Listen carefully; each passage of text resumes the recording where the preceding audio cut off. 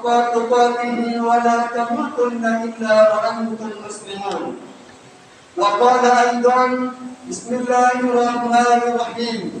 Ya ayyuhalladzina amanu idza nudiya lis-salati min yawmil jumu'ah fas'au ila dzikrillahi wa dzarul bay'.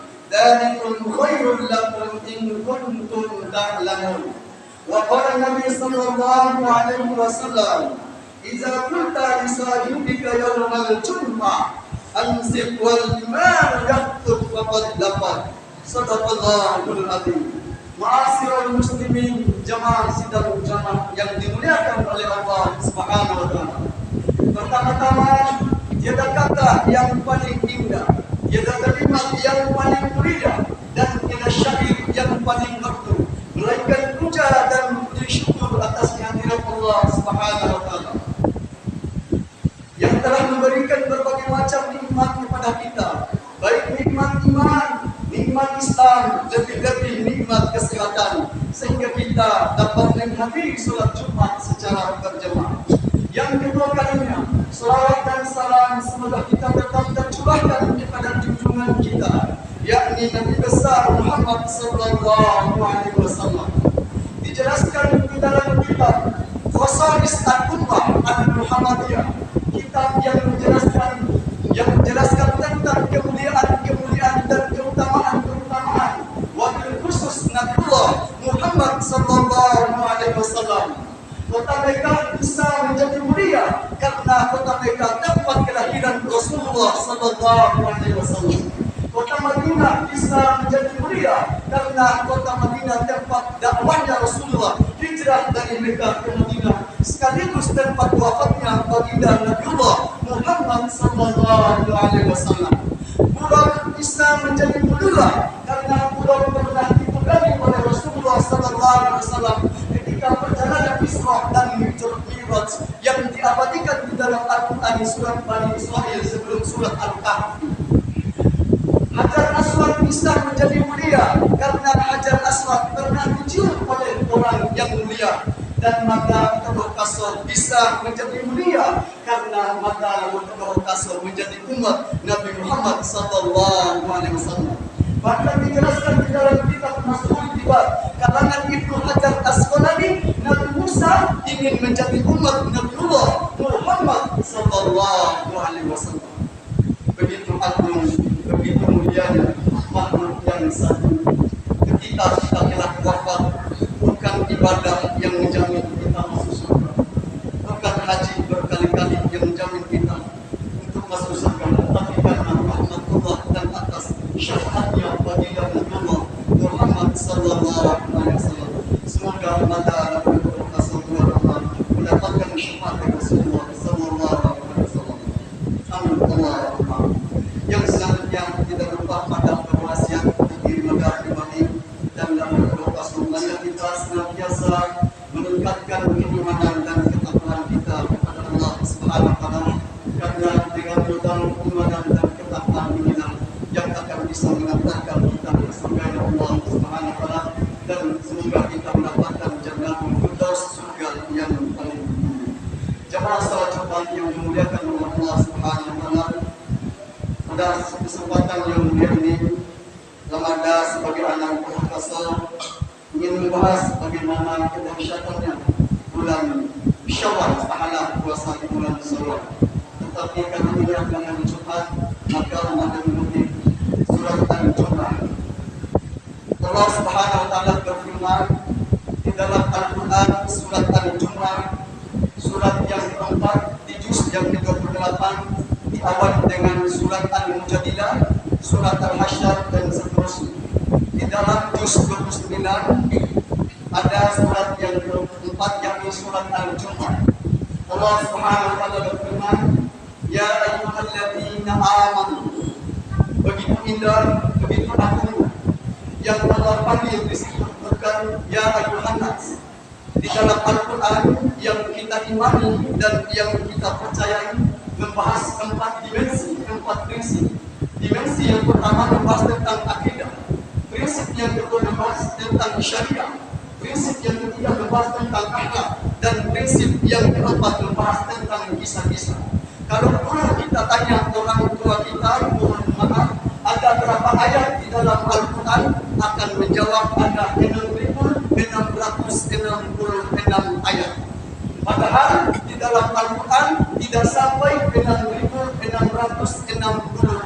ayat, hanya 6.236 ayat dan 114 surat. Dari sekian Al-Quran, dari sekian ayat, dari sekian surat, kebanyakan dari separuh 6.236 ayat, kebanyakan kisah-kisah. Bagaimana kisah Nabi Yusuf alaihissalam diabadikan di dalam Al-Quran. Bagaimana kisah Nabi Nuh alaihissalam diabadikan di dalam Al-Quran. Bagaimana kisah Nabi Adam diabadikan di dalam Al-Quran. Artinya dari 6.236 ayat, kebanyakan dari kisah-kisah. Karena dengan kisah-kisah itu kita bisa memahami dan menjalankan di dalam kehidupan kita. Di dalam Al-Quran banyak sekali panggilan. Ada panggilan ya ayyuhan nas, ada panggilan ya ahlal kitab, ada panggilan ya ayyuhan nabi, ada panggilan ya ayyuhan mudassir, ada panggilan ya ayyuhan muzammil, ada panggilan ya bani Israil, ada panggilan ya ibadur rahman, dan ada panggilan ya ayyuhal kafir. Dari sekian panggilan itu ternyata panggilan yang paling banyak, panggilan yang paling tertinggi ialah ya ayyuhalladzina amanu, diulang di dalam Al-Quran sebanyak 88 kali. Panggilan ya ayyuhan nas, wahai manusia, diulang di dalam Al-Quran sebanyak 6 kali. Panggilan ya ahlal kitab diulang di dalam Al-Quran sebanyak 36 kali. Panggilan ya ayyuhan nabi, wahai para nabi, diulang di dalam Al-Quran sebanyak 6 kali. Panggilan ya ayyuhan mudassir, ya ayyuhan muzammil, diulang di dalam Al-Quran juz 29 hanya 1 kali. Ya bani Israil, panggilan di dalam Al-Quran surat Al-Baqarah mulai dari ayat 35 sampai ke atas cuma 3 kali. Panggilan ya ibadur rahman diulang di dalam Al-Quran surat An-Nahl cuma 2 kali. Panggilan ya ayyuhal kafir, makanya Allah memanggil di dalam ayat surat Jum'ah ayat 9 itu, ya ayyuhalladzina amanu, wahai orang-orang yang beriman, idza nudiya lis-shalah, apabila diseru untuk menunaikan. Kalau di dalam tafsir terjemahan Menteri Agama, untuk bukan menunaikan salat tapi menunaikan sembahyang. Padahal kata sembahyang dengan salat ini, kalau kata sembahyang ini mohon maaf akan kata orang non-Islam, dipakai oleh orang non-Islam. Tapi kalau kita orang Islam mengatakan menunaikan ibadah atau sholat, bukan sembahyang. Karena kata-kata sembahyang ini memiliki makna yang berbeda. Idza nudiya lis-shalah, apabila diseru untuk menunaikan sholat. Kata-kata sholat diulang di dalam Al-Quran, kalau kita jabarkan dalam ilmu bahasa Arab, diulang sebanyak 92 kali dan ikut menggunakan fi'lul amar, yakni kata perintah, bukan fi'lul madhi, apalagi fi'lul mudhari. Karena fi'lul amar, fi'lul madhi, fi'lul mudhari memiliki makna yang berbeda-beda. Setelah kalimat idza nudiya lis-shalah min yaumil jum'ah, yaitu pada hari Jumat, jemaah salat Jumat yang dimuliakan oleh Allah Subhanahu wa taala. Seandainya kita paham Quran surat Jumat ayat 9 ini, maka kita akan meninggalkan apapun pekerjaan kita. Sepenting apapun pekerjaan kita, maka kita tinggalkan pekerjaan itu. Karena yang dipanggil di dalam ayat itu bukan ya ayyuhan nas, wahai manusia, atau ya ibadur rahman, wahai hamba Allah, tetapi yang dipanggil ialah ya ayyuhalladzina amanu, sama dengan ya ayyuhalladzina amanu kutiba alaikumus syiyam kama kutiba alal ladzina min qablikum la'allakum tattaqun. Di bulan Jumat yang kedua ini adalah kita memasuki Jumat yang kedua di bulan Syawal. Fas'au ila zikrillah, maka berserulah, tinggalkanlah. Fas'au ila zikrillah, maka berserulah kamu kepada mengingat Allah. Mengingat Allah di dalam ayat ini tidak hanya di masjid, tetapi aina pun di manapun kita berada. Wabil khusus bagaimana kita zikir kepada Allah. Dalam ilmu tasawuf tingkatan zikir itu ada 3. Yang pertama, zikir yang paling tinggi adalah kalimat la ilaha illallah. Zikir yang kedua yakni tingkatan zikir yang kedua kalimat istighfar.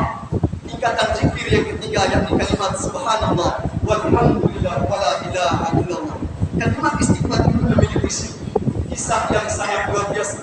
Ada sebuah kisah pada zaman Rasulullah yakni Imam Ahmad Hanbal, muridnya Imam Syafi'i. Imam Ahmad bin Hanbal suatu ketika beliau berangkat dari rumahnya menuju kota Basra. Tapi beliau berangkat dari rumah menuju kota Basra tidak ada tujuan sama sekali. Artinya ingin saja pergi ke kota Basra. Sampai di kota Basra, beliau melihat ada satu masjid, lalu beliau sunat, lalu beliau istirahat, lalu diusir oleh salah satu marbot. Wahai Syekh, ukhruj bil masjid, keluar dari masjid. Lalu Imam Ahmad bin Hanbal istirahat lagi di teras masjid. Wahai Syekh, ukhruj bil masjid, keluar dari masjid. Lalu Imam Marbot tadi mengusir lagi Imam Ahmad bin Hanbal. Tetapi Marbot ini tidak tahu bahwa beliau adalah Imam Ahmad bin Hanbal yang ahli. Dan ada seorang pemuda yang pedagang yang jual kue, karena tidak tega melihat Imam Ahmad bin Hanbal diusir, lalu beliau mengajak ke rumahnya. Wahai Syekh, istirahat di rumah saya 1 hari 2 hari 3 hari. Lalu istirahatlah Imam Ahmad bin Hanbal di rumahnya seorang pedagang kue batu 1 hari. Dan anehnya pemuda ini setiap melakukan sebuah aktivitas selalu membaca kalimat istighfar. Setiap melakukan apa saja selalu membaca kalimat istighfar. Lalu Imam Ahmad bin Hanbal bertanya kepada anak muda, wahai anak muda, saya lihat antum ini selalu membaca kalimat istighfar. Ada apa di kalimat istighfar? Kata Imam Ahmad bin Hanbal. Lalu dijawab oleh anak muda tadi, wahai ayah, wahai orang tua, wahai kakek, karena anak muda itu belum tahu bahwa ada kalimat dari Imam Ahmad bin Hanbal. Setiap saya melakukan aktivitas, saya selalu membaca kalimat istighfar. Setiap hajat saya, keinginan saya, dan daging saya semuanya laris, keluarga saya harmonis. Tetapi ada satu hajat saya belum Allah kabulkan, belum Allah jawab. Apa itu? Saya ingin bertemu dengan Imam Ahmad bin Hanbal yang ahli fikih. Subhanallah. Kata Imam Ahmad bin Hanbal, Allahu Akbar, ternyata ini asbab wujudi. Ternyata ini sebabnya saya datang dari rumah menuju kota Basra, tidak ada tujuan sama sekali. Ternyata ini sebabnya, wahai anak muda. Lalu kata Imam Ahmad bin Hanbal, wahai anak muda, sayalah Imam Ahmad bin Hanbal. Akhirnya berdua ulama dengan pemuda ini saling bertemu dan mengucapkan kalimat Allah. Setelah kalimat fas'au bila dzikrillah wa dzarul bayi, dan tinggalkanlah jual beli. Seandainya kita memahami kalimat ya ayyuhalladzina amanu kembali kepada panggilan yang tertinggi, yakni panggilan ya ayyuhalladzina amanu, maka insyaallah sebab penting apapun pekerjaan kita maka kita akan tinggalkan. Dan setelah kalimat wa dzarul bayi, dzalikum khairul lakum in kuntum ta'lamun. Di dalam ayat itu kalau kita kaitkan dengan ilmu bahasa Arab, domirnya ada 3. Kalimatnya dzalikum, domirnya antum, khairul lakum, domirnya antum, in kuntum ta'lamun. Jika kamu mengetahui, subhanallah, kalimatnya jika kamu mengetahui, maka kamu akan meninggalkan apapun pekerjaannya, kembali kepada domirnya ya ayyuhalladzina amanu idza nudiya lis-salati min yaumil jumu'ah. Itulah kedahsyatan surat Al-Jumu'ah ayat 9. Maka di dalam sebuah hadis Rasulullah sallallahu alaihi wasallam bersabda, idza kunta li sahibika yaumul jumu'ah ansim wal imamu yaktub faqad lahu. Hadis ini bukan hadis dhaif atau hadis maudhu, karena tingkatan hadis itu adalah ada hadis hasan, ada hadis dhaif, ada hadis maudhu, ada hadis maqtu', ada maudhu, ada musnad, mufassal, mudaras, mutawatir, dan hadis ahad. Tingkatan hadis itu ada 13 macam. Dan hadis anzil wasma'ullah itu rahmatullah yang dibaca oleh Ahmad Darul ataupun Hurairah itu bukan hadis yang maudhu, apalagi hadis palsu. Maka ketika hilang nyampe di Jawa tanggal Jumat 2 hari yang lalu, kenapa tidak ada bacaan zikr wasma'ullah itu rahmatullah yang artinya midi mena kadir mena gahni hati. Padahal hadis ini tingkatannya paling tinggi di dalam Bulughul Maram, di dalam kitab Bulughul Maram. Hadis tentang bidah ini ada 3 macam. Hadis yang dibaca oleh Ahmad Darul, maaf, itu hadis yang paling pendek. Ada lagi hadis yang paling panjang, ada lagi hadis yang paling panjang lagi. Jadi hadis tentang bidah ini ada 3 hadis yang di dalam pertama di dalam kitab Bulughul Maram dan Sahih Muslim. Artinya al-zikr wasma'ul wa atina rahimahullah ini bukan hadis dhaif, apalagi hadis palsu yang perlu kita pahami. Ketika ada seorang imam dan khatib salah, subhanallah, bahasa Al-Quran begitu lembut dan begitu indah. Subhanallah, subhanallah, Subhanallah. Karena manusia adalah tempat yang salah. Tidak semua imam menjadi imam ini adalah orang yang tidak terlupakan, tidak jauh dari kesalahan. Jangankan kita umat ini yang terakhir, umat masyarakat yang di desa ini, di kota masjid besar pun, Masjidil Haram, Masjid Madinah itu banyak para imam-imam yang salah. Itu wajar manusia. Tetapi ketika kita menegur para imam, mohon maaf, kalimat yang begitu indah, begitu santun, yang kalimat subhanallah, kalimat alhamdulillah, kalimat subhanallah, itulah kalimat-kalimat yang ditunjukkan oleh Rasulullah. Maka untuk membacakan bilang ini harus kita hidupkan, karena ini bukan sanadnya, hadisnya bukan hadis maudhu, apalagi hadis palsu. Bukan hadis yang paling tinggi di dalam 13 hadis itu, macam-macam hadis itu, yakni hadis hasan. Yang paling lengkap ialah ya ma'asyiral muslimin wa jumlatal mu'minin rahimakumullah. Ruwiya an Abi Hurairah yang meriwayatkan. Ruwiya an Abi Hurairah radhiyallahu anhu annahu qala Rasulullah sallallahu alaihi wasallam idza qulta li sahibika yaumul jum'ah ansit. Kalimatnya fi'lun amr. Ansit artinya diamlah. Apabila ada saudara yang mengajak berbicara, kalimatnya ansit menggunakan fi'lul amr, artinya kata perintah. Wal imam yahkum faqad laqad. Apabila kamu berbicara atau mengganggu orang lain, maka pahalanya akan berkurang. Maka kalimat hadis di dalam Bukhari Muslim dan di dalam kitab Bulughul Maram ini bukan hadis dhaif, apalagi hadis palsu yang dibaca oleh teman-teman. Semoga itu yang bermanfaat. Barakallahu li wa lakum fil Qur'anil Karim wa nafa'ani wa iyyakum bima fihi min al-ayati wal dhikril hakim. Innahu huwal ghafurur rahim. اللهم صل على محمد اللهم صل على سيدنا محمد اللهم صل على محمد وعلى ال سيدنا محمد.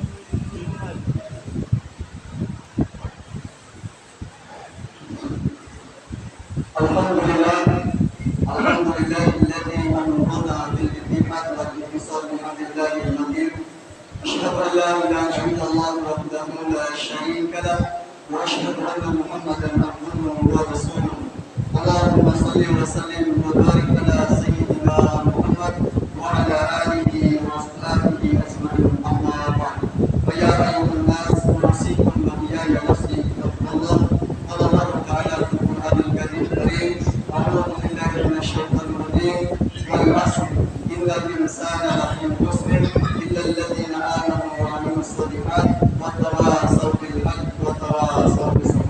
Jemaah yang dimuliakan oleh Allah Subhanahu wa taala, di khutbah yang ini marilah kita saya memohon dan menghidupkan, masih ada 20 hari lebih untuk menghidupkan sunat-sunat Rasulullah, yakni puasa Syawal 6 hari berturut-turut.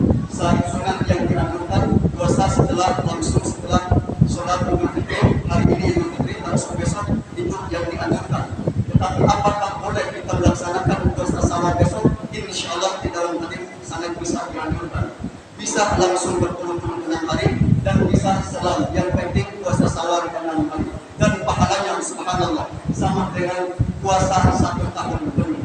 Mari kita menghidupkan puasa Syawal 6 hari ini, karena ini masih di tanggal 12 Syawal 1443 Hijriah. Artinya puasa Syawal ini masih banyak. Mari kita menghidupkan puasa Syawal ini karena pahalanya sangat luar biasa. Ya Allah, masyaallah muslimin rahimahullah. Mari kita berdoa kepada Allah Subhanahu wa taala, semoga Allah memberikan kekuatan dan batin selalu beristiqamah kepada Allah Subhanahu wa taala. Inna Allaha wa malaikatahu yusholluna 'alan nabi ya ayyuhallazina amanu shallu 'alaihi wa sallimu tasliman. Amin. Allahumma ighfir lil muslimin wal muslimat wal mu'minin wal mu'minat al ahya'i minhum wal amwat innaka sami'un qarib mujibul du'aat. Allahumma ya Allah ya Rahman ya Rahim ya Malik ya Qudus ya Salam ya Mu'min ya Mu'min ya Aziz ya Jabbar ya Mutakabbir ya Malik ya Bani ya Musawwir ya Mu'min ya Rahman ya Rabbal Alamin. Allahumma ja'alna awladana muhammadin Quran ya Allah ya Allah ya Rahman ya Rahim Tuhan yang betul-betul kami ya Allah.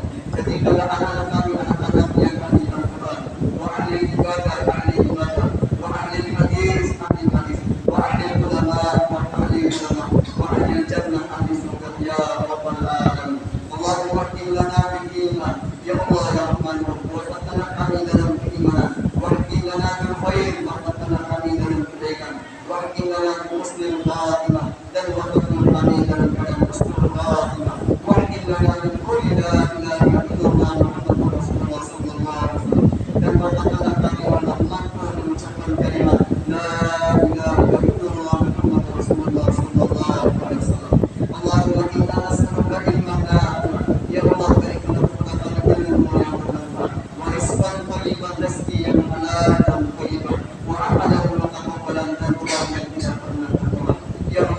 Bismillahirrahmanirrahim. Di hari Jumat yang penuh keberkahan ini ya Allah, kami bermunajat kepada-Mu ya Allah. Ampunilah dosa kekurangan kami ya Allah. Ampunilah dosa kekurangan kami ya Allah yang telah mengajarkan ilmu kepada kami ya Allah. Ya Allah ya Rahman, ampuni dosa para penipu kami ya Allah. Rabbana atina fid dunya hasanah wa fil akhirati hasanah wa qina adzabannar. Ibadallah, innallaha ya'muru bil adli wal ihsan wa ita'i dzil qurba wa yanha 'anil fahsya'i